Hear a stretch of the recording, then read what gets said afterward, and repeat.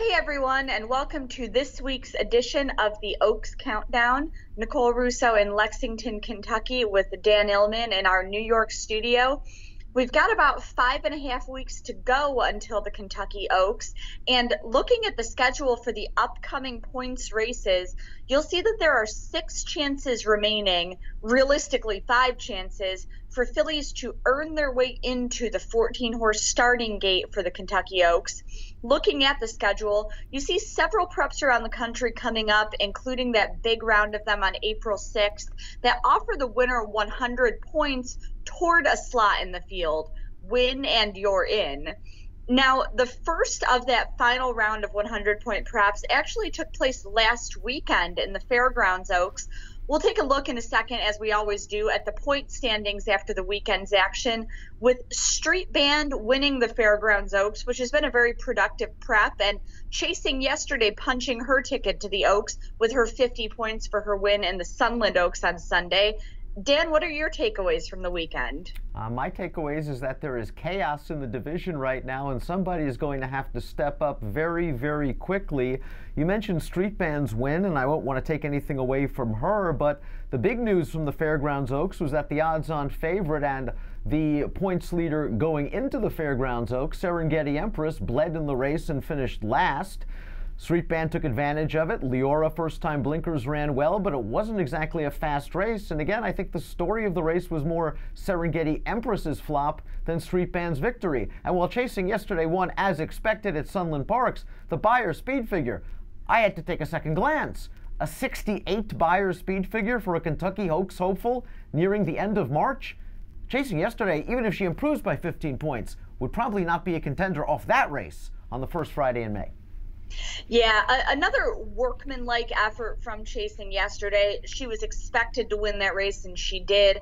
I do think that she's going to be much tighter next time. As we discussed last week, the Sunland Oaks was kind of plan B for her after missing a planned start due to the situation at Santa Anita with the cancellation of racing. But yeah, she's going to have to take a big step forward. I agree with you that really the headline story out of the Fairgrounds Oaks was Serengeti Empress's status. She did come back in good order, but trainer Tom Amos hasn't made any decisions on her plans as of now. Street Band, improved effort from her. Of course, Larry Jones has trained 3 Kentucky Oaks winners. A nice effort from Leora. I thought she, really might be the horse moving forward out of the Fairgrounds Oaks. She is a graded winner at Churchill, but yeah, kind of chaos in the division as of now. No doubt about it. And while Leora improved, and it was nice to see her rate from off the pace, her prior big efforts were when she was pressing the pace or outright on the lead. She did regress from a Beyer standpoint from an 81 to 78. She still has the pedigree. She's a half-to-family tree who won the Indiana Oaks, and you mentioned this horse's success already at Churchill Downs. The second Dam Gold Mover earned $1.5 million and won 11 stakes races, so perhaps it's a little bit too early to give up on Leora, but on the other hand, after 7 lifetime starts, you wonder, is she already exposed? And as for Serengeti Empress, while you could probably just simply draw a line through that race, she has a very legitimate excuse. You don't want to see a dud at any point on the road to the Kentucky Oaks. It is just so hard to recover from one bad race from a fitness standpoint. You have to be primed and ready to go when you're facing the best 3-year-old fillies, especially at 1 1/8 miles. Yeah, that's the thing. And, there's never a good time for a dud when you're on a schedule like this, trying to make a race like this. But if it's going to happen, you really don't want it to happen in your final prep race, as you said, trying to recover from a fitness standpoint. And you make a very good point about chasing yesterday, Nicole. Sometimes handicappers get too obsessed over the last race Beyer speed figure. This one, in the case of chasing yesterday, seems like an outlier. We know that she can run faster, and you did mention all the difficulties that horses based in Southern California have had this year just trying to train and get to a race. So yes, she was probably a short horse. She won in workmanlike fashion. I would expect a much faster effort next time out. But I am a little bit concerned how fast she actually is overall, and because of her connections and pedigree, whether she'll be an underlay in a race like the Oaks.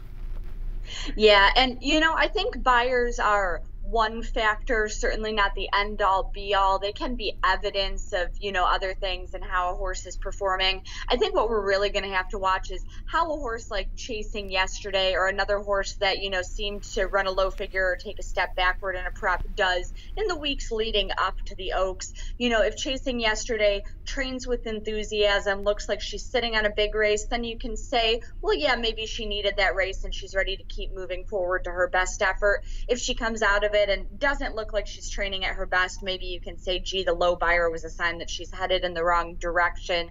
So I think they're, a factor that can point us in the right direction more than anything. But looking ahead on the calendar, as we mentioned, we do have the Gulfstream Oaks coming up this weekend, another of those 100-point preps. The race is expected to include the top finishers from the Devona Dale recently at Gulfstream, led by huge upset winner Geltrin. The race also expected to include a filly in Point of Honor, who's been getting some attention. Recent winner of the Suncoast Stakes, going about 1 mile and 40 yards at Tampa. We'll take a look at that. And I thought it was a pretty professional effort, the way she finished up for just her second lifetime start. Thought she did very, very well. Again, you mentioned just her second lifetime start, first time against winners. This looks like a filly with class, not only on the racetrack, but in her pedigree. She is a daughter of the great stallion Curlin. There is a lot of stamina on the bottom side of this pedigree, the dam being a 3/4 sister to Mr. Freeze, who I believe won the West Virginia Derby. And if you're not a fan of the Devona Dale, and the Devona Dale was kind of like the Fairgrounds Oaks, and that the story of the race wasn't that Geltrin won at a big upset price, it was the fact that Champion Jaywalk just didn't run her best race, and I guess someone had to win. So if you're looking for an alternative to the Devona Dale comebackers in the Gulfstream Oaks, Point of Honor makes a lot of sense for a very good trainer in George Weaver. Yeah, she does. And, you mentioned her pedigree, and just at first glance, you see a lot of stamina in the pedigree. Curlin, of course, we've been over and over. His record is a classic sire, a stamina influence. Point of Honor is out of a Bernardini mare. Bernardini also a stamina influence from the AP Indy line.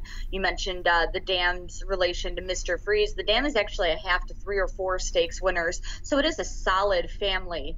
Looking back at the Devona Dale, another filly who's coming out of that is the 3rd place finisher, Champagne Anyone. And we're talking about pedigrees, and hers jumped right out at me. She's out of a mare by emerging broodmare sire Ghost Sapper, of course represented in that regard by the likes of Triple Crown winner Justify last year. Champagne Anyone, by street sense, out of a Ghost Sapper mare. That's the same cross as Justify's grade 3 winning half-brother, the Lieutenant.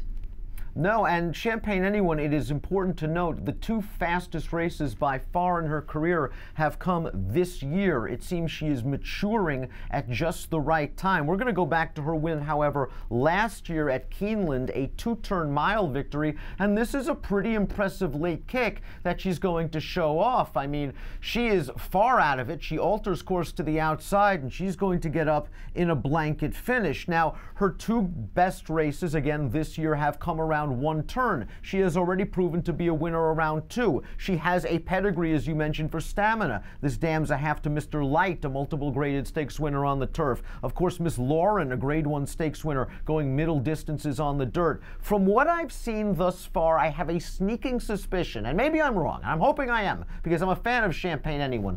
I wonder if she's going to be a late running 1-turn horse. She very well could be, but I do think that she deserves a chance to see what she can do around 2 turns in top flight company.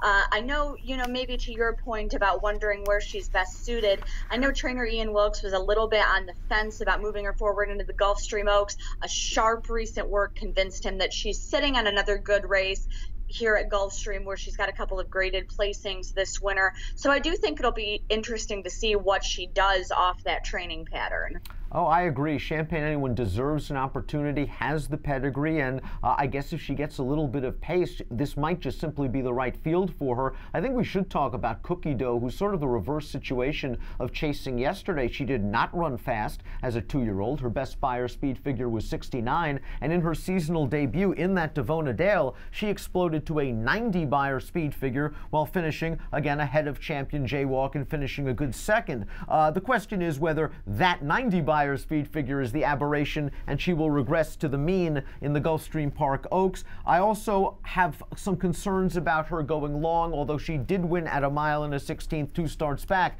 But if this field comes up short and there isn't a lot of pace, Cookie Dough might be able to take this field a pretty long way. Yeah, and Cookie Dough, a tough, consistent filly based down there on the Florida circuit. And, I will be interesting to see what she does off that huge effort last time. Looking ahead, you mentioned Jaywalk. We're waiting to see what she does, whether or not she improves off the Devona Dale in her first start of the year. We'll get a chance to see Jaywalk against the likes of Restless Rider, who you see at 11th on the points list right now in the Ashland at Keeneland. We're also expecting to see Bellafina next weekend in the Santa Anita Oaks.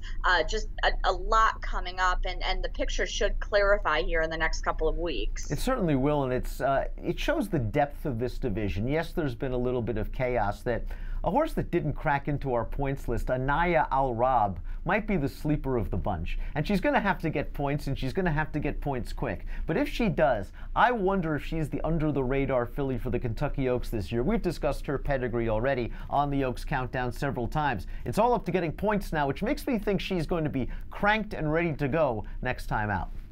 Yeah, and from the family of the great Rachel Alexandra, Anaya Al Rab has been knocking heads with some of the top fillies in this division. I am really looking forward to seeing what she can do next out. Another one who's been a bit impacted by the situation at Santa Anita, but we'll be, of course, taking a closer look at her and Bellafina and Jaywalk and all the rest as we continue toward the Philly Classic, the Kentucky Oaks, next week here on the Oaks Countdown.